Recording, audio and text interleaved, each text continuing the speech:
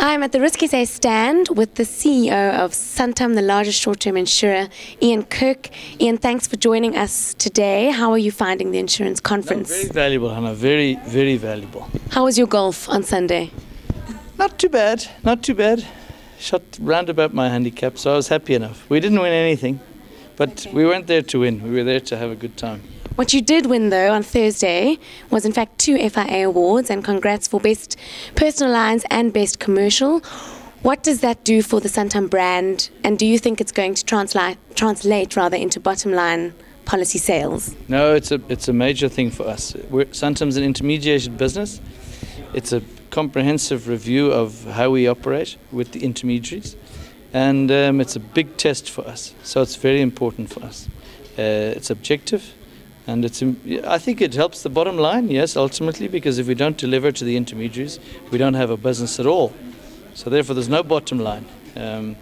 So we were very pleased. You touched on in your talk how making third-party motor vehicle insurance compulsory would really do a lot to enhance the sustainability of motor vehicle insurance and, by implication, really short-term insurance. How do you think insurers can take that forward without, affecting premiums for consumers in a way that's actually going to make people, buy down on their motor vehicle cover? We've got a situation in South Africa where only 35% of the drivers on the road have got insurance cover. The pool is simply too small. 65% of the drivers have no cover. So there's a very small, 1/3 of the drivers are subsidizing effectively the claims experience of the others. And it makes the compulsory insurance premium more expensive than it should be. And it's very important that we increase the premium pool. And the compulsory third party would be one method of doing that. It will enhance the recoveries that we get. It will make the recovery process far more efficient. And it'll create an opportunity for insurers to upsell into the third party the comprehensive coverage. So I don't think there's as much risk on the downside. I think comprehensive insurance owners understand the value of the product relative to just having the third party cover. So I don't think there's much downside risk. I actually think there's more upside risk. But it's going to require a bit of work. It's not just something we can introduce as insurers. It requires the appropriate legislation, and it requires to be driven by the the legislators, not the insurance regulator, the legislators, and therefore it has to be prioritized within all the other things that need to take place in South Africa, and that's really the challenge. There are many challenges that need to be prioritized, but essentially what you're saying is that it will reduce costs in the long term and increase the pool of insured motor vehicles. I think so. It'll reduce the cost of comprehensive insurance, and therefore make the whole sustainability of insurance, of motor insurance, much better.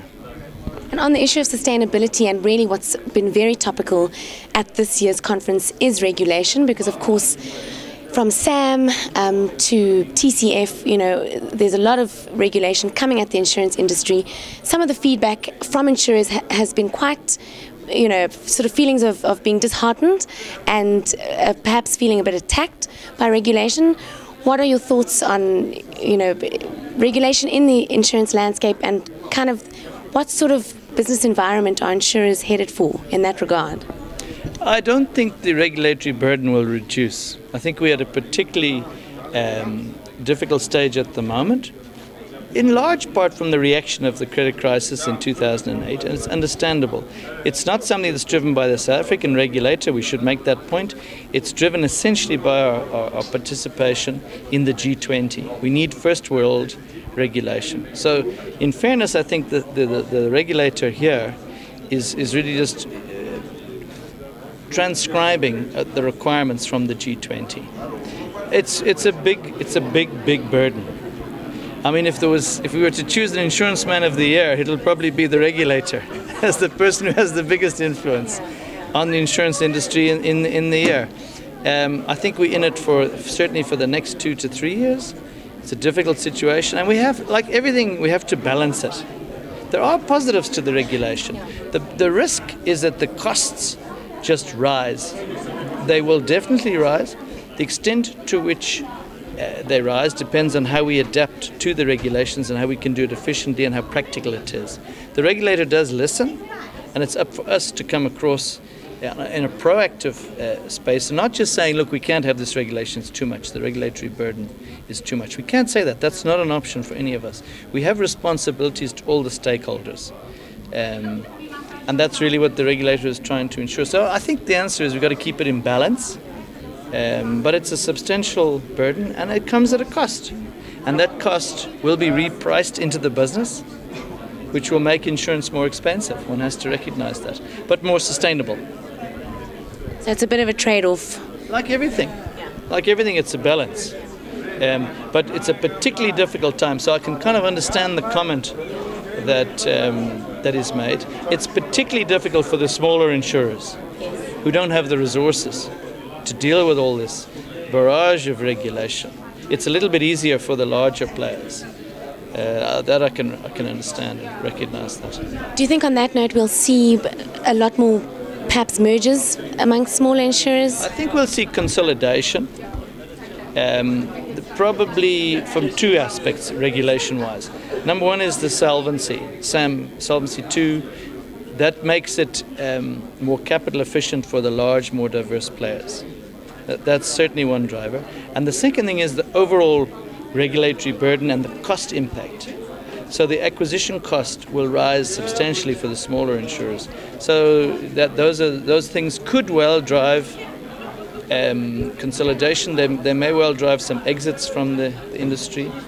But I mean that's been the experience around the world. It's not something unique to South Africa. And it's here to stay. So insurers have to deal with it.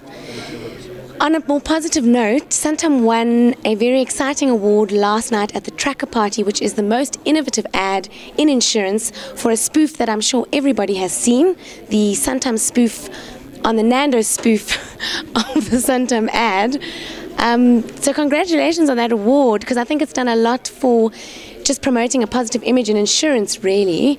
My question to you is, in the Ben Kingsley ad, or rather the rip-off of the Ben Kingsley lookalike ad, there was a Portuguese salad ordered. Was that Portuguese salad for you, Ian? Not at all, not at all. I would have had an Irish stew, not the Portuguese salad for me. No, we're very pleased to get recognition for that. It was some very clever thought by some of the Santam people. And here I must just say congratulations to the ladies.